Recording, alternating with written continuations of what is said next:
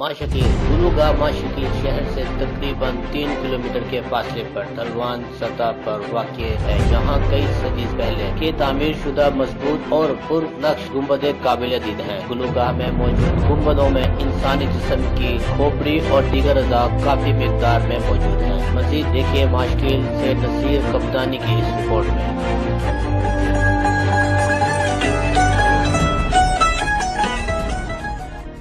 गलूगाह माशकील शहर से तकरीबन 3 किलोमीटर के फासले पर ढलवान सतह पर वाक़ है।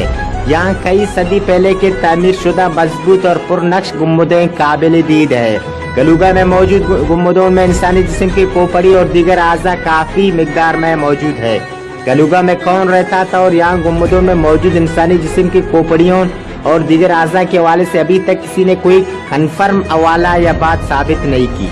कुछ लोग तारीख का हवाला देकर ये कहते हैं कि ये तैमीर लंग जो कई सदी पहले ईरान का बादशाह रह चुका है, इनकी तैमीर करता है, और कुछ नौशरवान बादशाह की तैमीर करदा करार देते हैं। इनकी आबादी के खात्मे के बाबत यही कहा जाता है कि ये किसी कुदरती वबाई और आफती बीमारी की वजह से खत्म हो चुके हैं। मगर गलूगाह से 2 किलोमीटर दूर कुशकान से जब किसी मलिका की मम्मी निकाली गई थी तो उस पर ईरान ने दावा किया था कि ये मम्मी ईरान के एक बादशाह की बेटी की मम्मी है।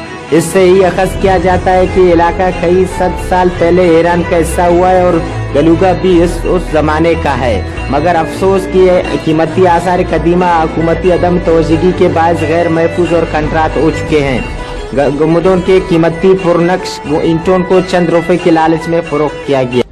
कैमरा टीम के साथ नसीर कुप्तानी, राज टीवी, माशकील डिस्ट्रिक्ट वाशिंगटन।